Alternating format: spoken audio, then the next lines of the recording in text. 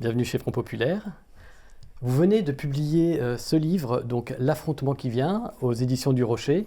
L'affrontement qui vient de l'éco-résistance à l'écoterrorisme, pour dire le titre exact, où vous décryptez les différents combats des militants écologistes, la montée en radicalité de certains d'entre eux. Alors, Anthony Cortès, à ma droite, vous êtes journaliste à Marianne, et Sébastien Lurquin, à ma gauche, vous êtes journaliste indépendant. Vous avez coécrit ce livre. Alors, pour introduire l'entretien, on va parler un petit peu d'actualité, parce que l'actualité vous sert bien, entre guillemets, avec tous les guillemets de la terre, bien évidemment. Au Salon de l'Agriculture, vous avez eu Emmanuel Macron qui a été pris à partie par un militant de Dernière Rénovation, si je ne dis pas de bêtises. Et il a été interpellé, et on a appris plus tard qu'il était fiché S. Ce qui était surprenant, parce que l'interpellation n'était pas d'une grande violence. Et c'est l'une des révélations de votre livre. Vous expliquez qu'il y a plus de 2000 militants écologistes qui sont fichés S. Alors, comment vous l'avez découvert et pourquoi ce fichage de la part de l'État, tout simplement ? Alors d'abord, oui c'est vrai, on révèle ce chiffre-là de 2000 fichiers S. Alors d'abord, avant de dire et de s'intéresser à ce que ça veut dire, il faut d'abord s'intéresser aussi à la composition de ce groupe-là. Dans ces 2000 fichiers S, alors il y a évidemment des écologistes pur jus, on va dire, mais il y a aussi des militants plutôt proches de l'ultra-gauche. En fait, les renseignements rassemblent dans ces 2000-là les militants et les activistes proches de la cause écologiste, mais ce n'est pas spécifiquement des militants de Dernière Rénovation ou d'Extinction Rebellion, ça peut aller bien au-delà.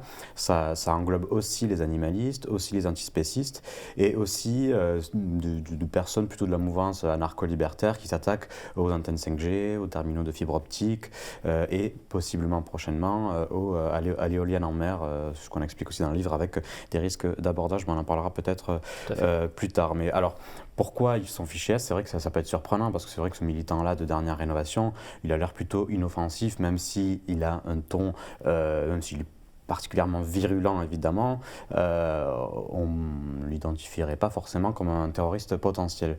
Mais ce qu'on révèle dans le livre et ce qu'on explique, c'est aussi ce processus-là. En fait, on est fiché S parfois seulement en participant à une ou deux ou trois manifestations. Ça veut simplement dire en fait que l'État a un œil sur vous, mais ça ne fait pas de vous un potentiel terroriste ou un potentiel danger. C'est simplement que on soupçonne qu'il puisse y avoir une atteinte à la sûreté de l'État.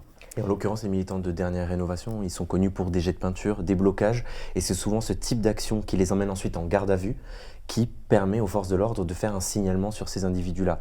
Et souvent, c'est le point de départ du fichage S, en l'occurrence, qui donc veut dire fiché pour atteinte à la sûreté de l'État. Donc ça ne veut pas dire que la personne a commis un crime ou un délit, mais qu'elle est suspectée de potentiellement pouvoir en commettre un ultérieurement.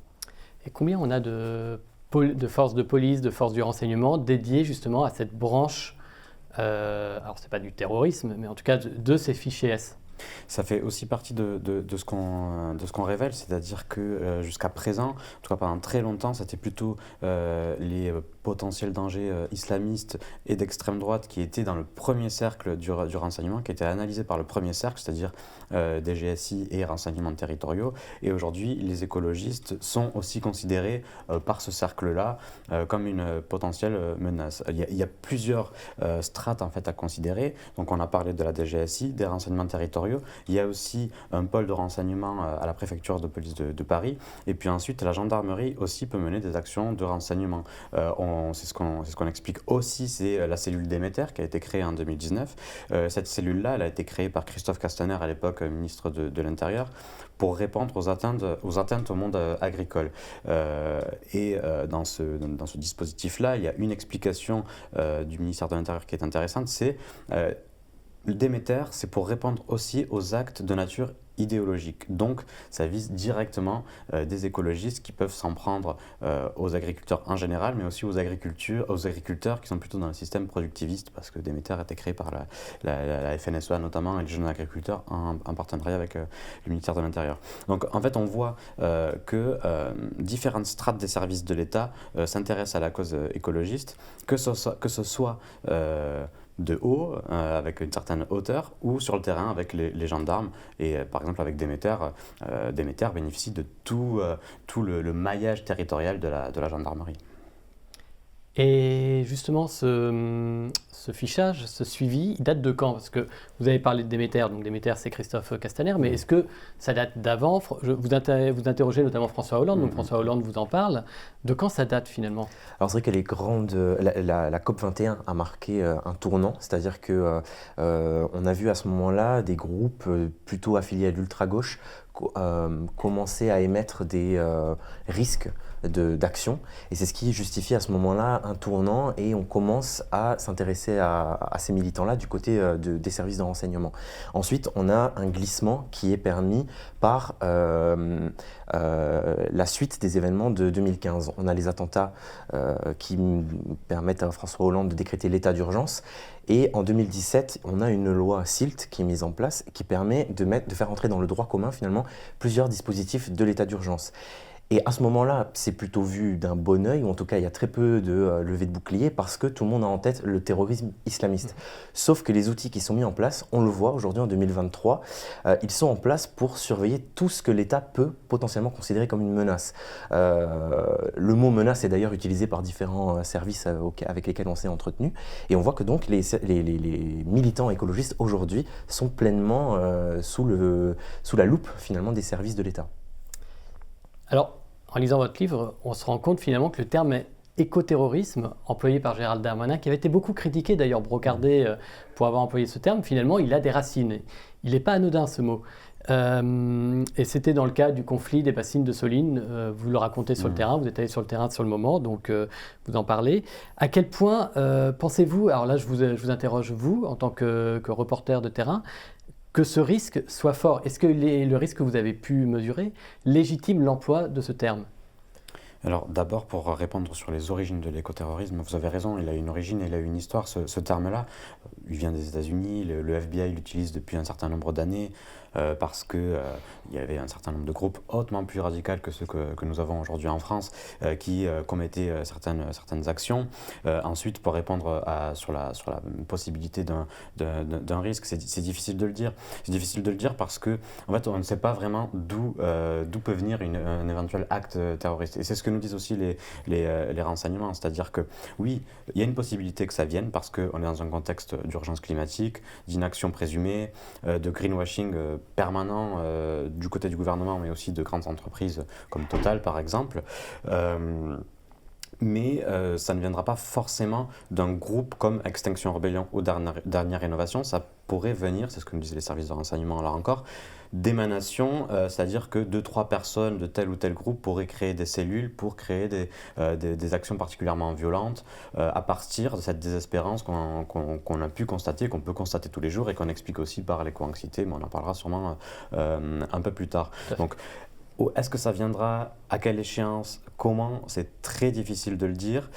Tout ce qu'on voit en tout cas, c'est que même dans des groupes très modérés, enfin en tout cas très modérés, disons que par exemple Extinction Rebellion, qui en 2018 était vu comme un groupe radical, aujourd'hui est vu comme plus modéré que ce qui se fait contre, par exemple sur les sabotages en 5G, etc.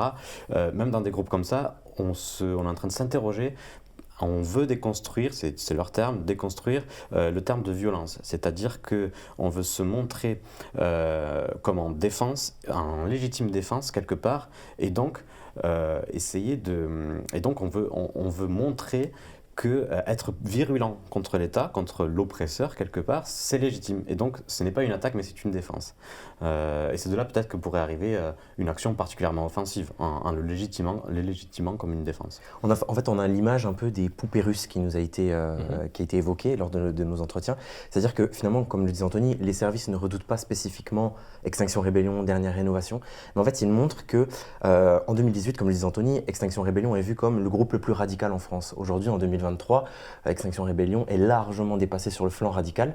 Donc finalement, cette image des poupées russes, elle est utilisée par les services de renseignement parce qu'ils expliquent qu'au sein donc, de Extinction Rebellion, certains ont voulu créer un autre groupe, ça a donné une émanation qui est Dernière Rénovation. Ils disent qu'on pourrait très bien avoir l'année prochaine, dans 6 mois, dans 1 an, dans 2 ans, on ne sait pas, une autre émanation, et puis ainsi de suite, jusqu'à avoir 3-4 personnes qui, toujours dans cette optique de dire ça va pas assez vite, ça va pas assez loin, on arriverait à commettre quelque chose de beaucoup plus radical, voire de très violent. Est-ce que c'est ce flou qui explique, par exemple, la traque? Alors, le terme est peut-être un petit peu excessif, mais vous racontez quand même des exemples de personnes dont la vie est chamboulée parce qu'ils ont, j'ai le cas de cette personne qui a un jerrycan d'essence pour son usage personnel et elle est prise comme une potentielle terroriste. Est-ce que cette répression n'est pas là dans le cas d'une dérive de l'État, mais quelque part, enfin j'emploie le mot, il est fort, mais certains exemples que vous montrez sont assez forts. Alors on a un agent du renseignement d'ailleurs qui nous dit notre métier c'est d'être paranoïaque. Donc à partir de là, il faut qu'on soit vigilant. Parfois excessivement, mais notre métier, c'est justement de l'être un peu trop. Alors oui, on pourrait parler d'une dérive, mais cette dérive, bon, elle a une histoire, mais elle a des raisons aussi. Et souvent, la raison qu'on nous avance, c'est la porosité entre le milieu écologiste et l'ultra-gauche.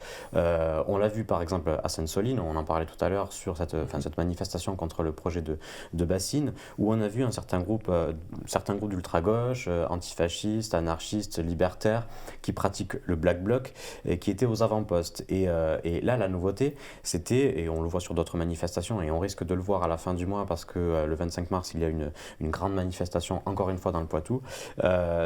Aujourd'hui, ces groupes-là, ils ne sont plus seulement tolérés, ils sont utilisés pour être en première ligne, pour mener un affrontement contre les représentants de l'État, c'est-à-dire les forces de l'ordre, les gendarmes à l'époque à Sainte-Soline.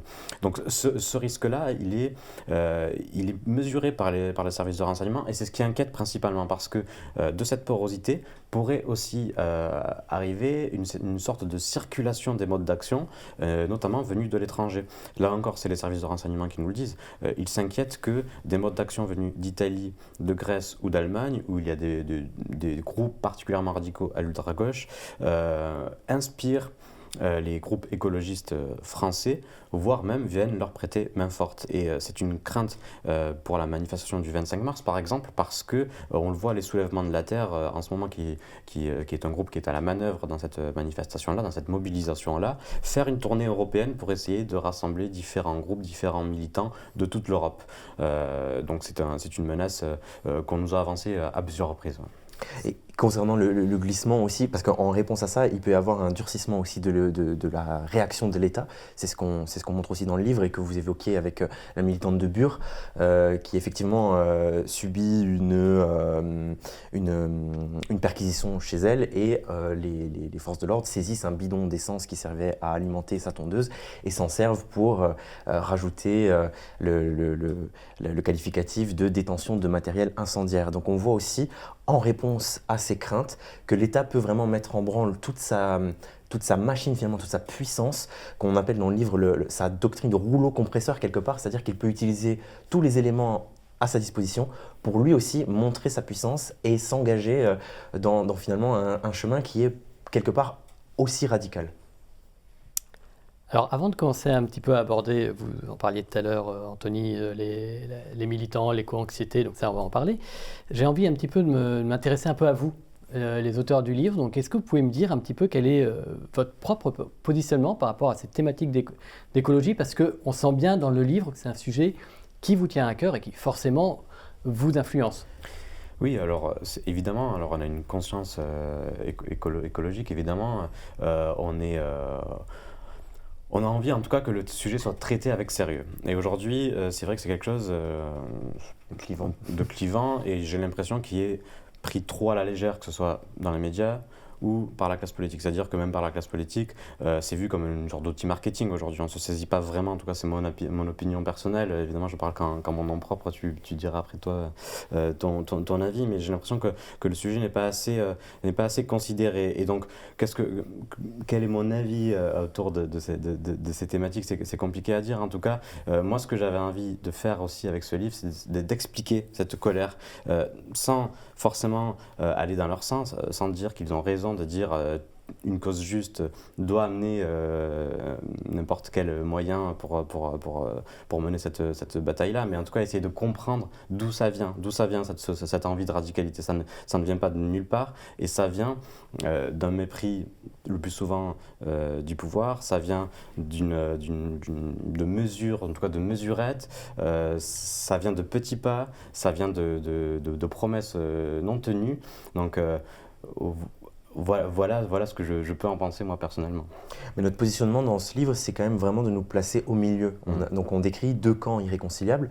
Et en fait, on a voulu se mettre au milieu parce que finalement, on est nous aussi percutés. C'est-à-dire qu'on a d'un côté les militants écologistes, on peut chercher à comprendre les sentiments qui sont les leurs, c'est-à-dire on parle notamment d'éco-anxiété dans le livre, on voit qu'ils sont percutés en permanence par des messages d'alerte sur l'urgence climatique et on voit en même temps leurs actions se durcir. Et en face, on a un État qui lui aussi, quelque part, peut être accusé d'inaction, qui a été condamné pour inaction climatique. Donc finalement, nous, on est un peu au milieu et on se dit, d'un côté, on voit un durcissement des militants écologistes qui passent des caps, on voit les jets de peinture, les blocages, les actions clandestines. Et en face, on voit un État qui finalement nous dit, nous indique une direction, mais avance un peu dans l'autre parfois. Donc un peu percuté par ces messages contradictoires, on a voulu prendre une position entre les deux pour essayer de décrire un peu le glissement de chacun des 2 camps. Finalement. Et pourtant, on en parlait juste avant, mais vous aviez également communiqué sur le sujet, Anthony, sur les réseaux sociaux, et je crois que vous l'aviez relayé. Des personnes vous ont reproché le thème de votre livre. Alors peut-être le thème, pas forcément le thème, mais en tout cas les termes que vous employez. Ouais. Comment vous expliquez ça ? Alors c'est vrai, ça venait surtout du sous-titre de l'éco-résistance à l'écoterrorisme, et en particulier du mot écoterrorisme. On nous a reproché d'employer le mot écoterrorisme parce que on ferait le jeu de Gérald Darmanin, du gouvernement. Le fait d'utiliser ce mot-là irait forcément dans le sens de leur communication. Alors oui, on est dans une guerre des mots, évidemment, on le sait. Simplement, nous, on a pris le parti de répondre aux questions que pouvait poser l'emploi de ce mot par Gérald Darmanin. D'abord, tout simplement, est-ce que l'écoterrorisme est un mot, en tout cas, est-ce que son utilisation est fondée? D'où il vient aussi ce mot-là? Est-ce qu'on va vers un écoterrorisme? Mais au-delà de ça, on met en balance en fait l'éco-résistance et l'écoterrorisme, c'est-à-dire que l'éco-résistance est un mot qui est employé par les militants. Ils se disent comme des résistants. Encore une fois, on en revient à ce qu'ils disent. Voilà, on est en légitime défense, c'est nous qui sommes des résistants. Et de l'autre côté, l'État qui considère ces militants-là comme des terroristes potentiels. On parlait tout à l'heure de toutes les différentes lois, l'arsenal législatif et répressif qui a pu être mis en place pour contrer cette menace et cette idéologie. Et en fait, de mettre ces 2 mots-là en balance, c'était mettre en scène en fait cet affrontement d'abord dans les mots et ces 2 radicalités qui se répondent. Oui, parce que finalement on a un double glissement sémantique, c'est-à-dire que d'un côté vous avez le gouvernement par la voix de Gérald Darmanin qui va qualifier les activistes écologistes d'éco-terroristes, et en face vous avez aussi les militants écologistes qui utilisent un nouveau vocabulaire comme le mot éco-résistant, mais ils utilisent d'autres mots comme par exemple désarmement pour parler de sabotage, c'est-à-dire que pour eux désarmer une usine ou un engin de chantier par exemple, c'est désarmer un agresseur de la nature. Donc on voit que par ce glissement des mots, en fait, on est dans une situation qui commence à devenir potentiellement de plus en plus dure et dans laquelle les conséquences pourraient être incontrôlables finalement. Alors je vous propose de parler un petit peu des militants maintenant, parce que vous en parlez tout au long de votre livre, et on en vient au point que vous évoquiez tout à l'heure, on va parler un petit peu d'éco-anxiété.